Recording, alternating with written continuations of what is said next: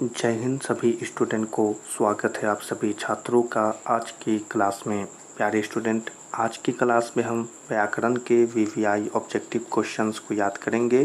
तो आप सभी छात्र इस क्लास के सभी ऑब्जेक्टिव क्वेश्चंस के आंसर करिएगा और याद भी करिएगा सभी ऑब्जेक्टिव क्वेश्चन। तो चलिए जल्दी से क्लास को शुरू करते हैं और पहले क्वेश्चन को देखते हैं।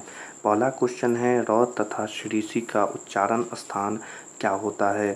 क्वेश्चन है, र तथा शीर्षी का उच्चारण स्थान क्या होगा। ठीक है, तो चलिए इस क्वेश्चन के आंसर को देखते हैं। प्यारे स्टूडेंट, आपको इस क्वेश्चन का आंसर पता हो तो ज़रूर बताइएगा। इस क्वेश्चन का जो आंसर हो जाएगा प्यारे स्टूडेंट, वो हो जाएगा मुद्रा। यानी इस क्वेश्चन का आंसर क्या होगा, तो आंसर होगा मुद्रा। ठीक है, चलिए बढ़ते हैं अगले क्वेश्चन की तरफ और अगले क्वेश्चन को देखते हैं। अगला क्वेश्चन है, निम्नलिखित में घोष वर्ण कौन सा है। क्वेश्चन है, निम्नलिखित में से घोष वर्ण कौन सा है। ठीक है, चलिए इस क्वेश्चन के भी आंसर को देखते हैं। इस क्वेश्चन का भी आंसर आपको पता हो तो ज़रूर बता दीजिएगा। तो इस क्वेश्चन का आंसर हो जाएगा ह। ठीक है, यानी कि इस क्वेश्चन का आंसर क्या होगा, तो आंसर होगा ह। ठीक है, चलें बढ़ते हैं अगले क्वेश्चन की तरफ और अगले क्वेश्चन को देखते हैं। निम्नलिखित में किसका उच्चारण कंठ से होता है। क्वेश्चन है, निम्नलिखित में से किसका उच्चारण कंठ से होता है। ठीक है, तो चलें आंसर को देखें और आंसर बताएं, जल्दी से बताइएगा। बहुत ही आसान क्वेश्चन है। तो इस क्वेश्चन का जो आंसर हो जाएगा वो हो जाएगा ख। यानी कि क्या होगा आंसर, इस क्वेश्चन का आंसर हो जाएगा ख। एक वीवीआई क्वेश्चन और सभी बच्चे याद भी कर लीजिएगा। चलिए अगले क्वेश्चन को देखते हैं। अगला क्वेश्चन है, हिंदी में अंत अस्त वर्ण की संख्या कितनी है। क्वेश्चन है, हिंदी में अंत अस्त वर्ण की संख्या कितनी है। ठीक है, तो चलें इसके भी आंसर को देखते हैं। तो इस क्वेश्चन का आंसर बता दीजिए। अगर आपको पता हो तो हम बता देते हैं। इस क्वेश्चन का आंसर हो जाएगा 4। यानी कि इस क्वेश्चन का आंसर क्या होगा, तो आंसर हो जाएगा 4। चलें अगले क्वेश्चन को देखते हैं। अगले क्वेश्चन बहुत ही वीवीआई, य को किस वर्ण के अंतर्गत रखा जाता है। क्वेश्चन है, य को किस वर्ण के अंतर्गत रखा जाता है। ठीक है, चले इसके आंसर को देखते हैं। तो इसका जो आंसर होगा प्यारे स्टूडेंट, वो हो जाएगा अंत अस्त व्यंजन के अंतर्गत। यानी इस क्वेश्चन का आंसर याद रखना है, क्या होगा, अंत अस्त व्यंजन के अंतर्गत रखा जाता है। चले बढ़ते हैं अगले क्वेश्चन की तरफ और अगले क्वेश्चन को देखते हैं। अगला क्वेश्चन है, निम्नलिखित में अघोष वर्ण कौन सा है। ठीक है, बहुत ही अच्छा क्वेश्चन, जल्दी से देखें। निम्नलिखित में से अघोष वर्ण कौन सा है। ठीक है, तो चलें इस क्वेश्चन के आंसर को भी बताएंगे। अगर आपको पता हो तो जल्दी से बताइए। आंसर हो जाएगा प्यारे स्टूडेंट च। ठीक है, क्या है आंसर, क्या हो जाएगा, आंसर हो जाएगा च। ठीक है, तो याद रखना है क्या हो जाएगा आंसर, आंसर हो जाएगा प्यारे स्टूडेंट च।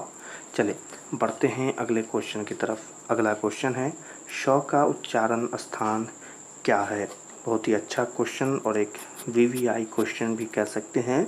श का उच्चारण स्थान क्या है, उच्चारण स्थान क्या है। ठीक है, तो इसका जो आंसर होगा, आप सभी बच्चे को पता हो तो ज़रूर बताइएगा।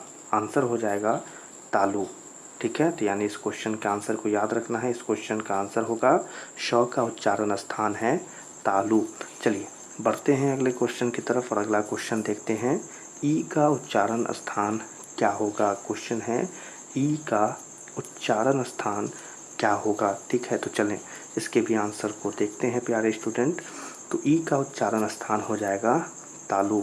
ठीक है, तो यानी इस क्वेश्चन का आंसर क्या होगा, आंसर हो जाएगा तालु। चलिए अगले क्वेश्चन की तरफ बढ़ते हैं। याद करते हुए चलेंगे सभी प्यारे स्टूडेंट। ल का उच्चारण स्थान बताइए। ठीक है, छोटा सा क्वेश्चन, बहुत ही अच्छा। ल का उच्चारण स्थान बताइए। ठीक है, चले इसके भी आंसर को देख लेते हैं। आप भी बताइए अगर आपको इस क्वेश्चन का आंसर पता है तो। आंसर बनेगा यहाँ पर दंत। यानी ल का उच्चारण स्थान क्या होगा, तो वो होगा दंत। चले अगले क्वेश्चन को देखते हैं। अगला क्वेश्चन है, व्यंजनों के अंत में हलंत लगने पर उसका मान क्या होता है। ठीक है, क्या है, ऐसे करके हलंत जो लगाते हैं वही के बारे में बोला जा रहा है कि व्यंजनों के अंत में हलंत लगने पर उसका मान क्या हो जाता है। ठीक है, तो चलें इसके आंसर को बता देते हैं। आंसर हो जाएगा प्यारे स्टूडेंट, जो कि बहुत ही महत्वपूर्ण है, आधा। यानी हलंत लगने पर उसका मान क्या हो जाता है, तो आधा हो जाता है। ठीक है, चले बढ़ते हैं एक और बहुत ही वीवीआई क्वेश्चन की तरफ। अगला क्वेश्चन है ड का उच्चारण स्थान क्या है। बहुत ही अच्छा क्वेश्चन, ड का उच्चारण स्थान क्या है। इस क्वेश्चन का आंसर तो आप सभी बच्चे भी बता सकते हैं। तो चलिए इस क्वेश्चन का आंसर बता दें। आंसर क्या होगा, आंसर हो जाएगा दंत। ठीक है, तो याद रखना है आंसर क्या होगा, आंसर होगा दंत। चलिए बढ़ते हैं अगले क्वेश्चन की तरफ। अगला क्वेश्चन है आ ई उ वर्ण है। ठीक है, यह तीनों के बारे में पूछा जा रहा है कि आ ई उ कौन से वर्ण हैं। ठीक है, तो चले इसके आंसर को देखते हैं। आपको यह क्वेश्चन का आंसर तो पता होना चाहिए कि आ ई उ दीर्घ स्वर में आते हैं। ठीक है, तो याद रखना है आंसर होगा दीर्घ स्वर। चले अगले क्वेश्चन को देखते हैं। अगला क्वेश्चन है बहुत ही अच्छा क्वेश्चन, भ का उच्चारण स्थान क्या है। क्वेश्चन है भ का उच्चारण स्थान क्या है। इस क्वेश्चन का आंसर तो आप सभी बच्चे आप बता ही सकते हैं। तो चलिए जल्दी से बता दीजिए कमेंट में इस क्वेश्चन का आंसर क्या होगा। तो आंसर हो जाएगा ओष्ठ।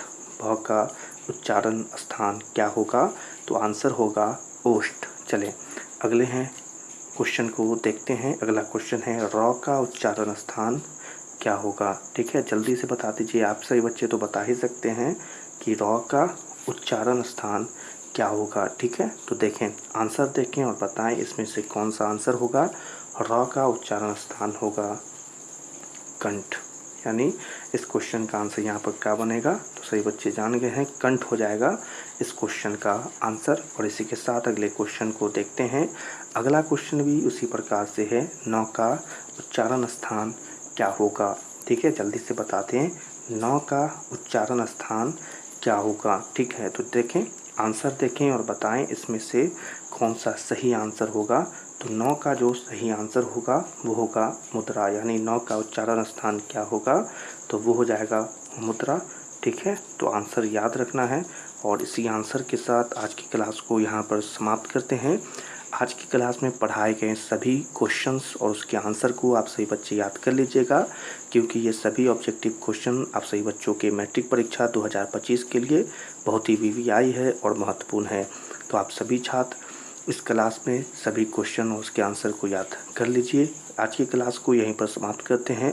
क्लास पसंद आई हो तो इस क्लास को लाइक कर दीजिएगा और अपने मैट्रिक की परीक्षा 2025 के लिए चैनल को भी जल्दी से सब्सक्राइब कर लें। आज की क्लास आपको कैसी लगी कमेंट में बता दें और इस क्लास को अपने दोस्तों के साथ भी शेयर करें। सभी छात्रों से मिलेंगे अगली क्लास में, तब तक के लिए आप सभी छात्रों को जय हिंद।